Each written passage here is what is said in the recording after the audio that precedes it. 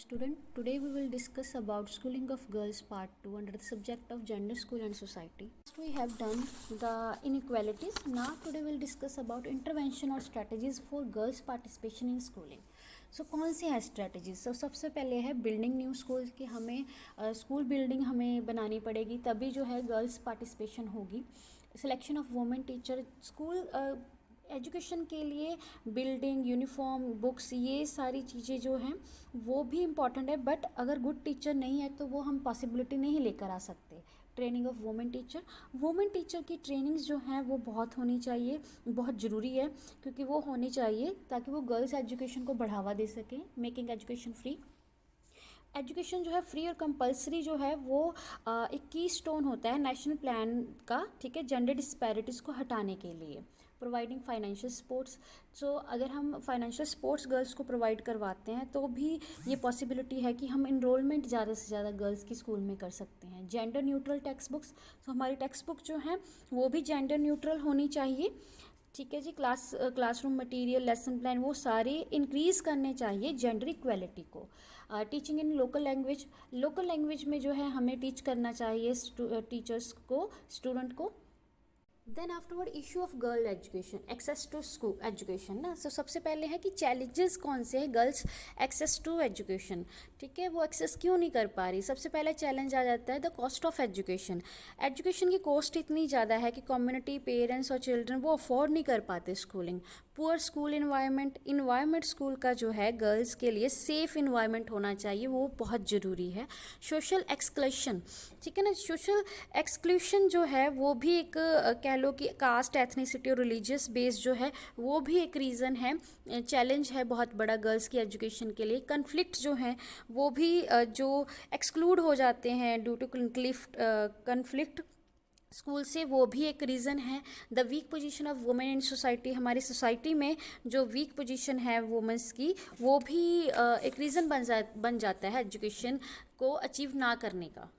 Causes of depriving girls from education access. तो सबसे पहले कॉजेज़ क्या आए थे? पॉवर्टी. जो पॉवर्टी लाइन से ऊपर नहीं है वो गर्ल्स, वो एजुकेशन नहीं गेन कर पाती. जेंडर बेस्ड वायलेंस भी एक बहुत बड़ा एक रोल प्ले करता है. सेक्सुअल हैरेसमेंट हो गया, वायलेंस हो गया, ये भी एक रोल प्ले करता है ना. आगे है चाइल्ड मैरिज. बहुत सारे स्टेट्स में ऐसा है कि भाई लड़कियों को छोटी उम्र में उनकी शादी कर दी जाती है. ये भी एक रीज़न है कि वो अपनी एजुकेशन जो है वो नहीं कर पाती पूरी और छोड़ देती हैं. अर्ली प्रेगनेंसी, जो लड़कियां मतलब अर्ली प्रेगनेंस हो जाती हैं आफ्टर मैरिज, है ना, वो भी एक रीज़न है. लैक ऑफ फीमेल टीचर का ना होना भी गर्ल्स एजुकेशन को एक रास्ते में रुकावट है, क्योंकि बहुत सारी ऐसी पर्सनल जो काउंसलिंग वो फीमेल टीचर ही कर सकती है. सैनिटरी फैसिलिटी हो गई. Then afterward lack of facility. बहुत सारी फैसिलिटीज़ हैं, इंक्लूसिव हो गई. ये सारी फैसिलिटी है वो भी अनसेफ एजुकेशन जो है उसको बढ़ावा दे रही है. सो ये भी एक रीज़न है. Then afterward how to improve girls access to education. Parental and community involvement होना बहुत ज़रूरी है. लो कॉस्ट एजुकेशन का होना ज़रूरी है, तभी हम गर्ल्स को जो है एक्सेस करवा सकते हैं एजुकेशन. फ्लेक्सिबल टाइम टेबल होना चाहिए, ठीक है ना, क्योंकि ताकि वो अपने घर के काम भी कर सके. रेलिवेंट करिकुलम होना चाहिए. अवॉइड जेंडर स्टीरियोटाइप्स होना चाहिए, बिकॉज जेंडर स्टीरियोटाइप जब तक ये गलत हो नहीं सकते अवॉइड, तब तक हम जो है एजुकेशन को की हम बात नहीं कर सकते. बेटर लर्निंग इन्वायरमेंट होना चाहिए. नॉन गवर्नमेंट ऑर्गेनाइजेशन होनी चाहिए, ऐसी एनजीओ जो बढ़ावा दें गर्ल्स की एजुकेशन के लिए.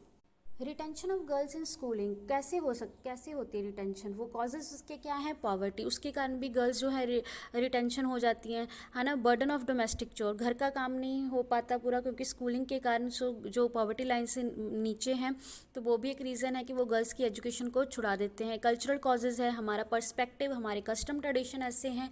पेरेंटल एटीट्यूड कि भाई हम लड़की को पढ़ाएंगे इसलिए तो शादी करके अगले घर जाना है, तो क्यों ना वो जो इन्वेस्टमेंट है वो लड़की के ऊपर लगाया जाए. लॉस डिसिप्लिन, ये भी एक रीज़न है. मॉलेस्टेशन, बहुत सारी जगहों में मॉलेस्टेशन हो, सेक्सुअल अब्यूजमेंट होने के कारण पेरेंट्स डर जाते हैं कि हमने बच्चे को शहर पढ़ाने नहीं भेजना. जेंडर डिस्क्रिमिनेशन जो हमारी सोसाइटी का एक हिस्सा है. स्कूल फैसिलिटी, ये भी एक रीज़न है retention of girls in schooling में.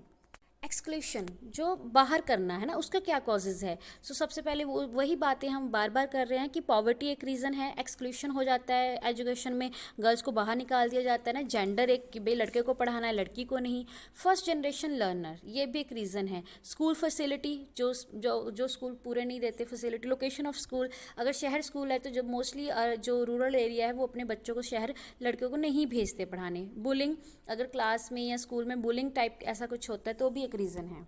सोल्यूशन क्या है इस प्रॉब्लम का, एक्सक्लूशन का। Clear plans are needed for reintegrating peoples who have been out of school as a result of exclusion.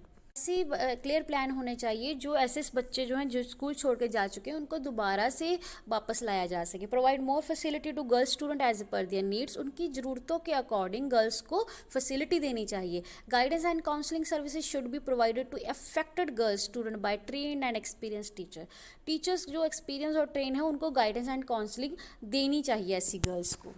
Thank you so much.